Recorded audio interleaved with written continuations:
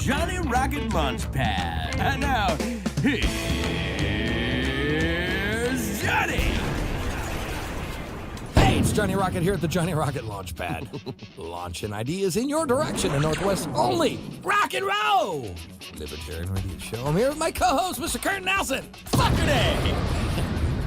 Fuck it. I'll do it again. More explosion. One more time. Fucker day. All right, right on. And we have the beautiful voice of reason, Heather Nixon. Hi. You have to say hello. Hello. There it is. There it is. There it is. There it is. That's the Heather we all know and love. Yes, there she is. The one we all love and know. Know and love. Know and love, or love and Love know? and know. Know and love. You love me even though you know me. Right, exactly. I accept everything about you. Oh, shit. Ooh, okay. Anyway, it's Johnny Rocket here at the Launchpad, launching ideas in your direction. And by the way, if you guys get a chance, who's listening out there, check out Glass Doctor of Seattle. Make sure you mention the Johnny Rocket Launchpad for 10% off your service at Glass Doctor. They will fix your pain. Oh, yeah. Oh, yeah. Oh, yeah. We had a very awesome guest. Give it up for Professor Tom W. Bell. He's the shit, man. Fucking awesome guy. Real down to earth, and that's one thing I liked about this guy. He was really cool. Yeah, totally. And, you know, like I did a little pre-interview before, obviously, the show had started. And, you know, I was just like, hey, Professor, just out of curiosity, I just wanted to make sure that you knew that, we swear on this show. We're all worthless alcoholics. And blah, blah, blah, blah, blah. Right. And he was just like, oh, I don't give a fuck, man. That's fucking cool. Whatever, dude. I'm like, Right fuck on. yeah. That's what I'm talking about. A little more down to earth. I felt a little more comfortable talking with him. But then you got online, and I don't think I heard one swear word out of him. No, I think he was more of, he's trying to portray a little bit more of a professional thing, which is great. He's a smart guy. Credibility. Well, it's a smart thing. It is a smart thing. You don't see... You smart people, you're like, yes, I don't have anything against the word shit. Right. But I think there's some more intelligent ways to say that. Intelligible. More smarter. More smarter way to say some things. I think that idea is... Right, well, Yes, That's a very excreting idea. I said that's much better. You sound so much more intelligent. What's the technical term for that fecal idea. matter? No. Fecal matter? I mean, I don't know. What's a scientific No, tower? you just wouldn't say it that way. You would find a more intellectual way to say it. More of an eloquent way of saying it. Yeah, like that's a crazy idea, and I'll tell you why. Yeah, you just wouldn't refer to shit at all. Oh. Right. You're not just. I don't want to convey poop to my audience right now. That's what we do. Let me crack a beer and talk about poop. Yeah. P-O-O-P. Papa, Oscar, Papa.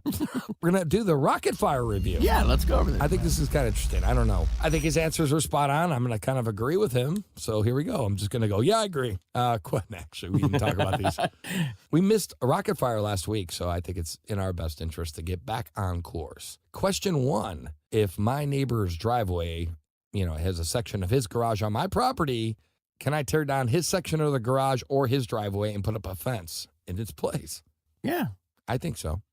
My instinct says, yeah, blow that bitch up. But he's right.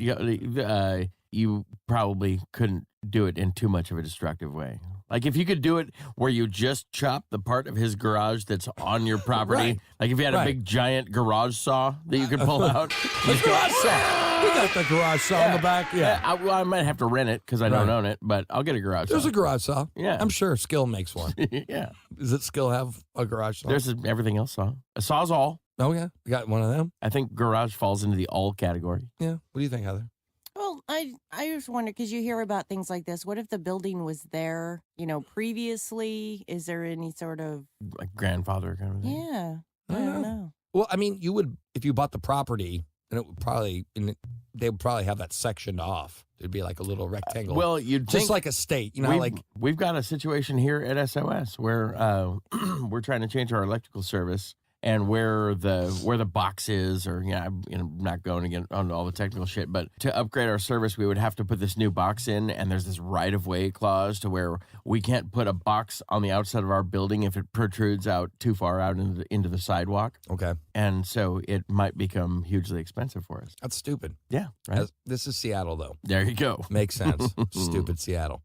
can I get a tree removed from my property if it borders my neighbor's property? And if not, how come? Okay, so I have a tree on my property side, but the leaves and branches are going over into my neighbor's. So he was benefiting from the shade. The foliage. The foliage, right, the shade. But then if the trunk is, what if the trunk was like right on the middle, split directly in half on I think the property you line? co-own it at that point. Actually, what if you just cut down half the tree from the top down?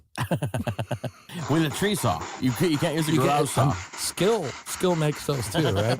We're going to get a skill endorsement out of the show. Skill makes it all, man. Right on. I mean, Skill's a good saw company. I mean, that's like top of the line, man. Sure, man. Heather? Well, my mom has a tree in her backyard, and the branches go over. It's this Japanese maple, and the branches go over into her neighbor's property. And her neighbors quite often, very nicely, complain that, you know, the leaves are always going over and he's chopping them back, and he's tried to nudge her into taking the whole, and it's a huge tree. I mean, and it's beautiful, and it's shade, and, you know, there's the swing hanging from it and whatnot. Mm-hmm. So, you know, you hear about these conflicts, and it's like, oh, well, you know, the leaves are on my property. I think because you can chop down branches that are over. Sure. But I don't think you can go so far as to harm the tree if it's on the other person's property. No. Yeah. This reminds me of another story. I knew of the situation where there was a fruit tree, and I forget what the fruit was, but it was like something terribly sticky, like dates or something. Okay. This is here in Seattle. The fruit would fall off of the tree into the neighboring property, and like their walkway, all into their whole backyard was this sticky freaking mess. And they hated it, but they couldn't, because the tree was completely on the other guy's side. Right. They couldn't make him chop it down. They could trim back to where as much as It's property line went. right. But the fruit still was made a mess. Or I don't know. I mean, I guess at that point, kind of, you can go back to economics. You could be like, hey, man, I'll pay you. If it's that big of a deal, you could be like, I will pay you $10,000 to get rid of that fucking tree. Because I fucking hate that tree. I hate that fucking tree. You know, that to me, and then guess what? The guy would probably take it down for $10,000. Yeah, right. I mean, if like, it's how really- bad do you want it gone? Right. And then you could just plant a new one. Right. Exactly. Plant a new one.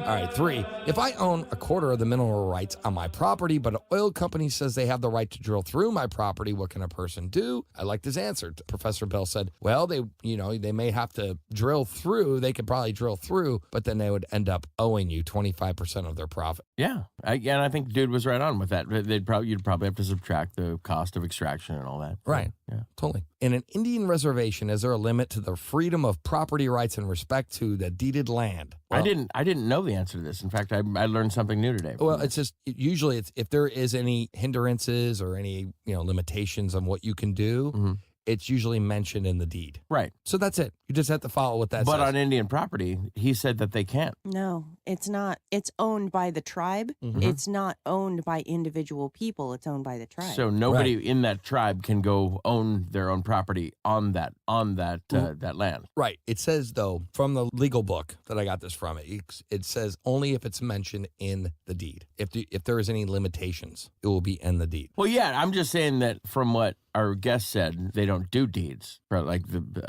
somebody that lives on the reservation cannot own the property that's on that reservation. There is no deed. There's a deed to the reservation itself from the United States. Right. And that's probably the mention in the deed right there. Right. How has the EPA been taking property away from individuals? Well, pretty much every way it can. Who was the guest we had like last month that had all the great, he was using all these really funny scenarios about these different animals. I didn't Was it even Ben know. Powell? Maybe. He was just like making up these scenarios about these like the funny spotted back duckling. I don't remember. He was killing me. It was funny. All I know is, they're taking, you have these stupid animals, you have a pond, you have a river in your backyard. You can't do anything. This is entitled land. You can't harm the environment. Right. So now the guy who owns the property can't do anything to his property. How about you own a large portion of your land is a swamp. Oh, I know what you're talking about. And you want to drain the swamp. Right. Now you can't. Right. We're talking about the shoot it and and bury it thing, where if you had a spotted owl, most people would go, Sean Mulholland, this is who we're talking about. He was the guy who was talking about the owl. You shoot the owl, and most people were like, get that fucker off my property. Right. And then you'd bury the owl because you're like, I don't want any fucking EPA in here saying, we're here to protect this Shoot animal. it and bury it. And you would shoot it and bury the animal. And you'd put it, and you'd, fuck, I'm not going to have the fucking government up on my property. You know what? I know a guy, I'm not even going to, you know the same guy, but I'm not even going to say his name, that had to kill a bear once. But this bear was, and it was a cub, but the cub was charging him, about to fucking kill him. And so his best buddy shot basically over his shoulder and shot and killed the bear with a .308. But like they were carrying a cooler of fish, and the bear wanted the fish and like was starving and like was on its way to come kill him for the fish. Wow. And so that's the point is like, that's huge. Like, you kill a bear, it's almost like killing a human. Right. Like, it's like, especially up in Alaska, they're not fucking around. They It's a will big deal. They will investigate the fuck out of it. Yeah, it's a big deal, and you might as well just shoot it and bury it. Yeah, exactly. Because you don't want to be fined. And but they were finding it. Like, this was what we were talking about, like the tigers and harvesting tigers and actually farming them and things along those lines. Shit's gross. That shit's gross. No, I'm for it. Are you? It actually will save the species. Oh, you're talking about if they raise a bunch of them or whatever. But yeah. Right, farming tigers. That's different. But what I'm saying is when they put these laws in here, you just created some haters. Just oh now. fuck yeah! But the negative unintended consequences is that you will create people who will kill more animals who are endangered by creating this act. Right. Because they want to keep their property valuable. And Right. They want to create economic potential for that property. So they're going to shoot you and bury you. Right. I don't know if they'll shoot me. But what I'm saying is, yeah, how do you make tigers unextinct? I love that. Eat them. I love it. Eat the goddamn tigers, Eat make 'em. tiger burgers, sell them at fucking McDonald's, and guess what? There will not be a fucking shortage of goddamn tigers. Seriously, it makes sense. I don't know. I hear you. Okay. 6, how can property law help the poor or the people who own the least? Really, property law is valuable to not only the rich guy, but the poor guy. Because if you only had a small, let's just say you have a small house in the middle of nowhere, that's it. That's all you got. That's all you got, yeah. And if you have the law to protect you, you could make the most out of that property. Yeah, I think that's virtually what Tom was saying, too. Was like, it's all you got. Therefore, it's the most important. Yeah, and it's there. And the law should be there to protect your rights equally. Right. As much as the big guy. I agree. And that's what's cool about the law. How can property rights help us avoid conflicts? Avoid conflict? Yeah. Well, that could go either way, because if there's strong property right protection where you can do whatever you want on your property, then that can potentially piss off your neighbors if you do paint your house pink. No, that's cool, though. Yeah, I agree. That's cross-pollination right there. That's cross-pollination. I have I like questions, that. but that's fine. That's cool. But so, I mean, to avoid, But what I mean by that is, I know this is my land. You know that this land is my land. No, Johnny, no. So you have my land, your land, and if there's a problem on my land, you could blame me if something's wrong, and I could blame you if something's wrong. That's how it can avoid conflicts. It's putting barriers, natural barriers in the system. Accountability. Absolutely, and it creates accountability, and it creates more value from your land. Where do property rights come from? And what do they matter? John Locke would have said God. Here we go. Okay, I'm joking. I don't believe that they come from God. It's the same thing. Natural rights, property is the same thing as They come from mommy and daddy rights. mommy and daddy rights. They get together and they love each other. All right, so I'm just going to appease the socialist here for a second. I believe rights come from the government, and I believe the property. I'm joking. I'm kidding. Wow. I'm kidding. I'll never go there again. I'm sorry. That sounded pretty fucking awesome. Wow. Did you kind of feel weird when you said it? I felt sick. Like you threw up a little bit in your mouth? Oh, kind of yeah. thing? Yeah, but they come from your nature. Your property rights are nature, just like a bear has his territory. And the legal system is just there to make sure that those property rights are being protected. And I think that's great. Whereas nature, you have to actually defend your shit by your life, maybe sometimes, if you property rights could be defended by a legal system. So I think that's kind of cool. Well, wouldn't you, technically, the property, you couldn't own it if it wasn't split up and zoned and cut up into little pieces by the government, and the deeds the whole thing is set up by the government. If the government didn't acknowledge that that land was able to be owned, you couldn't own it. Yes and no. There was a lot of land at one point. Your property was as far as you could see, and you put a stake in the ground, so that's it. Homestead. Land grabs. Yeah, and there was nothing wrong with that, and that was fine. What the problem was is that should have been respected and honored. Those land grabs should have been respected and honored, especially in like the Wild West. Right. Okay?